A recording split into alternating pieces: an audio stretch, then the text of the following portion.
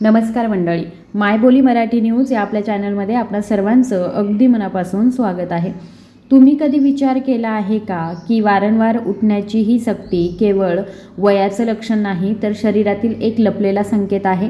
आणि जर मी तुम्हाला सांगितलं की ही समस्या कितीही जुनी असली तरी ती दूर करता येऊ शकते तर तुम्ही माझ्यावर विश्वास ठेवाल का? माझ्याकडे येणाऱ्या बहुतेक रुग्णांची एकच तक्रार असते, ते दिवसा उठतात पण त्यांची रात्रीची झोप पूर्णपणे विस्कळीत झालेली असते.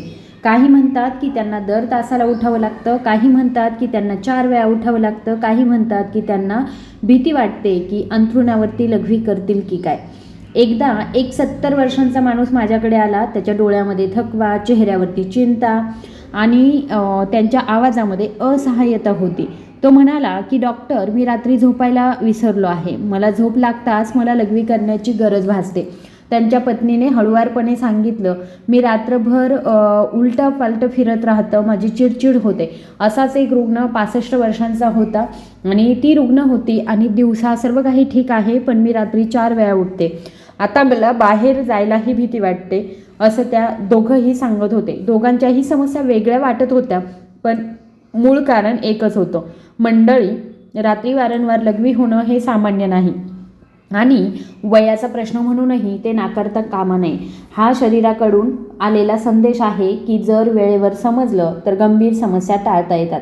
लोकांना अनेकदा वाटतं की औषधं हा एकमेव उपाय आहे, परंतु माझ्या स्वतःच्या अनुभवावरून अनेक प्रकरणांमध्ये योग्य वेळी आणि योग्य पद्धतीने खाल्लेले काही नैसर्गिक पदार्थ असे चमत्कार करतात जे औषधही करू शकत नाही. आज मी तुम्हाला माझ्या रुग्णांसोबत मी काय करून पाहिलं आहे, त्याच्या आयुष्यामध्ये काय बदल पाहिले आहेत आणि जाणवले आहेत हे समजावून सांगणार आहे. ही अफवा नाही आहे, हे खरं सत्य आहे. सर्वात प्रथम, रात्री लघवी का वाढते हे समजून घेणं महत्त्वाचं आहे. दिवसभर शरीरामध्ये असलेल्या द्रव पदार्थांमुळे मूत्रपिंडावरती विश्रांतीचा दबाव येतो. जर मूत्राशय कमकुवत असेल, नसा सैल असतील किंवा शरीरामध्ये काही पोषक तत्वांची कमतरता असेल तर मेंदू वारंवार सिग्नल पाठवतो. येथूनच खरा उपचार सुरू होतो. उपचार औषधाने नाही तर समजून घेण्याने होतो. माझ्याकडे सुमारे 75 वर्षांचा एक रुग्ण होता. त्याला त्याचं इतकं व्यसन होतं की तो रात्री 4 वेळा उठल्याशिवाय झोपूच शकत नव्हता. जेव्हा मी त्याला त्याच्या खाण्याच्या सवयींबद्दल विचारलं तेव्हा तो म्हणाला, मी जे हवे ते खातो, कधीही खातो. इथेच मी त्याच्या आयुष्याची दिशा बदलली. मंडळी, सुकामेवा फक्त चवीसाठी नसतात. या लहान धान्यांच्या शरीरावर खोलवर परिणाम होत असतो. पण समस्या तेव्हा उद्भवते जेव्हा लोक चुकीचे सुकेमेवे खातात आणि योग्य सुकेमेवे चुकीच्या पद्धतीने खातात. मी स्पष्ट करू इच्छिते, प्रत्येक सुकेमेवे प्रत्येकासाठी नसतात आणि प्रत्येक पद्धत ही प्रत्येक शरीरासाठी योग्य असतेच असं नाही. म्हणूनच मी तुम्हाला एक एक करून अगदी सोप्या भाषेत समजावून सांगेन की कोणता सुकामेवा कोणासाठी आहे, तो कसा खावा, किती खावा, कधी खावा आणि कोणी तो टाळावा. पण त्याआधी एक अतिशय महत्त्वाची गोष्ट, जर तुम्हाला वाटत असेल की तुम्ही आजच ते ऐकलं आहे आणि त्याचे फायदे उद्यापासून सुरू होतील तर हे चुकीचा विचार आहे. तुमच्या शरीराला वेळ द्या पण त्याला योग्य दिशा द्या. जमिनीमध्ये योग्य बी पेरल्याप्रमाणे तुम्हाला नक्कीच परिणाम मिळतील. माझे बरेच रुग्ण आज गाढ झोपेत आहेत. काही रात्रभर जागे झालेले नाहीत तर काही एकदाही नाहीत आणि सर्वात महत्त्वाचं म्हणजे त्यांचा आत्मविश्वाससुद्धा परत आला आहे. आतापासून असं म्हणू नका की रात्रीच्या वेळी लघवी होणं हे अपरिहार्य आहे. नाही, हे अपरिहार्य नाही. ते सुधारू शकतं आणि पूर्णपणे बरंसुद्धा होऊ शकतं. व्हिडिओमध्ये पुढे मी शरीरातील कोणत्या कमतरता सुरुवातीला या समस्येला जन्म देतात आणि त्या कशा ओळखायच्या याबद्दल तपशीलवार सांगते. हळूहळू आपण समस्येच्या मुळाशी पोहोचू. फक्त काळजीपूर्वक ऐका, समजून घेत राहा आणि असा विश्वास ठेवा की यावर उपाय शक्य आहे. मंडळी, मी तुम्हाला त्या टप्प्यावर घेऊन जाईन जिथे ही समस्या हळूहळू उद्भवते, परंतु बहुतेक लोक ते ओळखण्यात अपयशी ठरतात.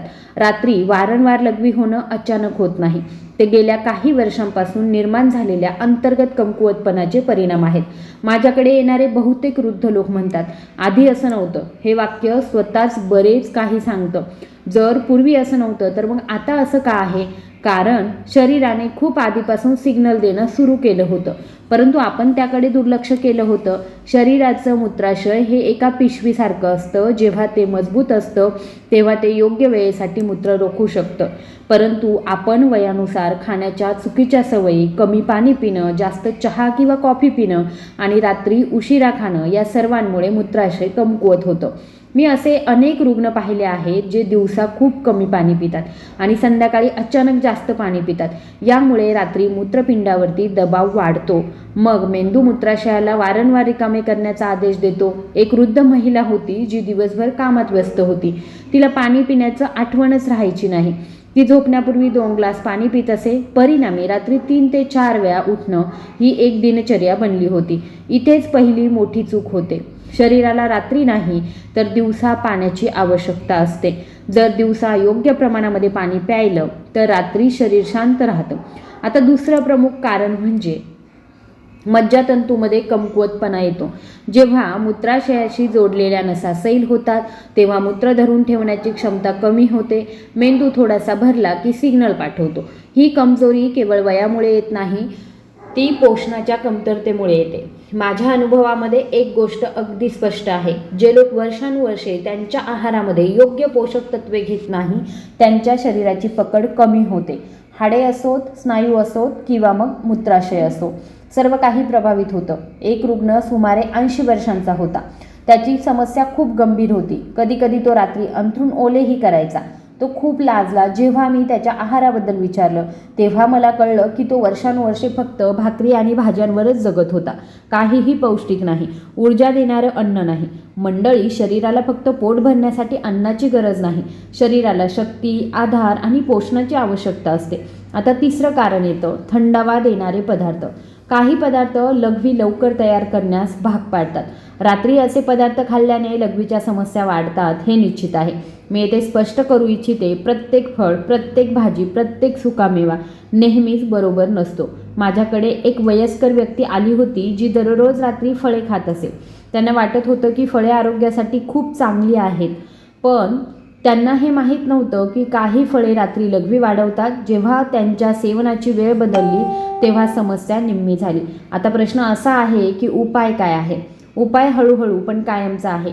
त्यातील सर्वात मोठा भाग म्हणजे योग्य सुकामेवा योग्य पद्धतीने खाणं. लोक बहुतेकदा सुकामेवा गृहीत धरतात. काहींना वाटतं की ते फक्त ताकदीसाठी आहेत, तर काहींना वाटतं की ते गरम आहेत. पण सत्य हे आहे की काही सुकेमेवे मूत्राशय मजबूत करण्याचं काम करतात. पण लक्षात ठेवा की चुकीच्या प्रमाणामध्ये आणि चुकीच्या वेळी खाल्ल्यास हे सुकेमेवे नुकसान देखील करू शकतात. म्हणून येणाऱ्या व्हिडिओमध्ये मी तुम्हाला प्रत्येक सुकामेव्याचं संपूर्ण विज्ञान, संपूर्ण पद्धत आणि संपूर्ण अनुभव सांगते. पण त्यापूर्वी मी तुम्हाला सांगू इच्छिते की ही समस्या कोणी हलक्यात घेऊ नये. जर तुमचं वय 60पेक्षा जास्त असेल आणि तुम्हाला रात्री 2दा लघवी करण्यासाठी जागं व्हावं लागत असेल तर तुम्हाला लघवी रोखून धरण्यास त्रास होत असेल, जर तुम्हाला लघवी केल्यानंतरही समाधान वाटत नसेल किंवा जागं झाल्यानंतर पुन्हा झोपायला बराच वेळ लागत असेल तर हे तुमचं शरीर मदतीची अपेक्षा करत असल्याचे लक्षण आहे. माझे बरेच रुग्ण सुरुवातीला म्हणतात की थोडंसं ठीक आहे, परंतु ती छोटीशी समस्या नंतर मोठी समस्या बनू शकते. मी तुम्हाला घाबरवण्यासाठी हे सांगत नाही, मी खरं सांगते. रात्रीची झोप फक्त विश्रांती देत नाही, ती शरीराची दुरुस्ती देखील करते. जर झोपेमध्ये अडथळा आला तर शरीर पूर्णपणे बरे होऊ शकत नाही. पुढे व्हिडिओमध्ये मी तुम्हाला पहिल्या सुकामेव्याबद्दल सांगेल जो मूत्राशयाच्या आतील पकड मजबूत करतो. ते कसे भिजवायचे, किती घ्यावे, कोणते घ्यावे आणि कोणत्या वेळेत हे सर्व तपशीलवार सांगणार आहे. फक्त लक्षात ठेवा, समस्या कितीही जुनी असली तरी जर मूळ कारणाकडे लक्ष दिलं तर उपाय निश्चित आहे. मंडळी, आता मी तुम्हाला अशाच गोष्टीची ओळख करून देणार आहे ज्याने माझ्या अनुभवामध्ये असंख्य वृद्ध लोकांना झोप परत मिळवून दिली आहे. हे चमत्कार नाही आहे तर निसर्गाची शक्ती आहे जी योग्य प्रकारे समजून घेतली जाते आणि वापरली जाते. बरेच लोक असं मानतात की सुकामेवा फक्त शक्ती वाढवण्यासाठी असतात, पण हे एक अपूर्ण सत्य आहे. काही सुकेमेवे थेट मूत्राशय, नसा आणि अंतर्गत अवयवांवर परिणाम करतात. मी आज ज्या सुकामेव्यांबद्दल बोलत आहे ते म्हणजे भिजवलेले बदाम. हो, ते साधे दिसणारे बदाम जे लोक एकतर विसरतात आणि फक्त चावतात. पण योग्यरित्या सेवन केल्यास बदाम शरीरामध्ये अकल्पनीय काम करतात. माझ्याकडे सुमारे 72 वर्षांचा एक वृद्ध रुग्ण होता. तो रात्री 3 ते 4 वेळा उठायचा. झोपेअभावी त्याला दिवसा डोकं जड वाटायचं आणि चिडचिड व्हायची. जेव्हा मी त्याला विचारलं की तो बदाम खातो का, तेव्हा तो म्हणाला की तो अधूनमधून खातो. इथेच फरक आहे. ते साधं खाणं आणि योग्यरित्या खाणं यात खूप फरक आहे. बदामांमधील पोषक तत्वे नसा मजबूत करतात, ते मूत्राशयाच्या भिंतींना आधार देतात आणि महत्त्वाचं म्हणजे हळूहळू मूत्र धरून ठेवण्याची क्षमता देखील वाढवतात. पण हे फक्त तेव्हाच शक्य आहे जेव्हा बदाम भिजवून खाल्ले जातात. आता पद्धत काळजीपूर्वक समजून घ्या. रात्री झोपण्यापूर्वी 5 बदाम घ्या. त्यांना पूर्णपणे स्वच्छ पाण्यामध्ये भिजवा. सकाळी त्यांना सोलून घ्या. साल सोलणं अत्यंत महत्त्वाचं आहे, कारण हा बहुतेकदा सर्वात जड भाग असतो. आता रिकाम्या पोटी हे बदाम हळूहळू चावा. घाई करू नका. प्रत्येक कर्नल अशा प्रकारे चावा की जणू तुम्ही तुमच्या शरीराला सांगत आहात की त्यांना मजबूत करण्याची आवश्यकता आहे. नंतर अर्धा ग्लास कोमट पाणी प्या. हे दररोज किमान 40 दिवस करा. आता तुम्हाला कदाचित प्रश्न पडला असेल की फक्त 5 बदाम खाल्ल्याने काय फरक पडेल. ही सर्वात मोठी चूक आहे. शरीराला प्रमाणाची नाही तर नियमितपणाची गरज आहे. माझ्या त्याच रुग्णाने ही पद्धत सुरू केली. पहिल्या 10 दिवसांमध्ये कोणताही महत्त्वाचा फरक दिसला नाही, पण 15व्या दिवशी त्याने मला सांगितलं की तो रात्री फक्त 2दा उठतो. 30व्या दिवशी ही संख्या 1वर आली आणि 40व्या दिवशी तो म्हणाला की डॉक्टर, मी आता रात्रभर जागं न होता झोपतो. ही गोष्ट नाही, हा अनुभव आहे. पण समजून घेण्याचा एक खूप महत्त्वाचा मुद्दा आहे. प्रत्येकाने बदाम खाऊ नयेत. जर एखाद्याला जास्त उष्णतेची तक्रार असेल किंवा त्यांना वारंवार तोंडात अल्सर होत असतील किंवा त्यांचं शरीर लवकर सुजत असेल तर अशा लोकांनी बदाम खाणं टाळलं पाहिजे. प्रमाण कमी ठेवावं. फक्त 3 बदाम. जर एखाद्याला पचनाचा जुनाट त्रास असेल तर त्यांनी सुरुवातीचे काही दिवस फक्त एका बदामाने सुरुवात करावी. आता वेळेबद्दल बोलूया. बरेच लोक रात्री बदाम खातात. ही एक मोठी चूक आहे. रात्री बदाम खाल्ल्याने शरीरातील उष्णता वाढू शकते आणि लघवीच्या समस्या आणि उलट्या वाढू शकतात. म्हणून नेहमी सकाळी रिकाम्या पोटी बदाम खाणं लक्षात ठेवा. आता तुम्ही विचाराल की हे कसं फायदेशीर आहे. बदाम नसा मजबूत करतात, मूत्राशयाच्या भिंती घट्ट करतात आणि मेंदूला नकारात्मक सिग्नल पाठवण्यापासून रोखतात. ज्यांना लघवी रोखून ठेवायची इच्छाही होत नाही त्यांच्यासाठी बदाम खूप उपयुक्त आहे. ते हळूहळू शरीराला लघवी कधी धरायची आणि कधी सोडायची हे शिकवतात. माझ्याकडे एक महिला रुग्ण होती जी लघवी करताना लाज वाटण्याची भीती बाळगत होती. तिने ही पद्धत नियमितपणे वापरली. 2 महिन्यानंतर ती म्हणाली की तिला अधिक आत्मविश्वास वाटला. पण मी पुन्हा सांगते, ही 1 दिवसाची उपचार पद्धती नाही आहे. ही शरीराला संतुलन परत मिळवण्यास शिकवण्याची प्रक्रिया आहे. आता आणखी एक महत्त्वाचा मुद्दा. बदाम खाताना तुम्हाला काही गोष्टी टाळाव्या लागतील. रात्री जास्त पाणी पिणं टाळा. झोपण्यापूर्वी कोल्ड्रिंक्स टाळा आणि रात्री उशिरा जेवणही टाळा. जर हे सर्व एकत्र केलं तर परिणाम खूप चांगले असतात. पुढे व्हिडिओमध्ये मी तुम्हाला दीर्घकाळापासून असलेल्या समस्या असलेल्यांसाठी असलेल्या ड्रायफ्रूट्सबद्दल सांगणार आहे. जे म्हणतात की ही सवय झाली आहे त्यांच्यासाठी हे ड्रायफ्रूट्स खरा आधार आहे. जरा लक्ष द्या. यावर उपाय हळूहळू येत आहे.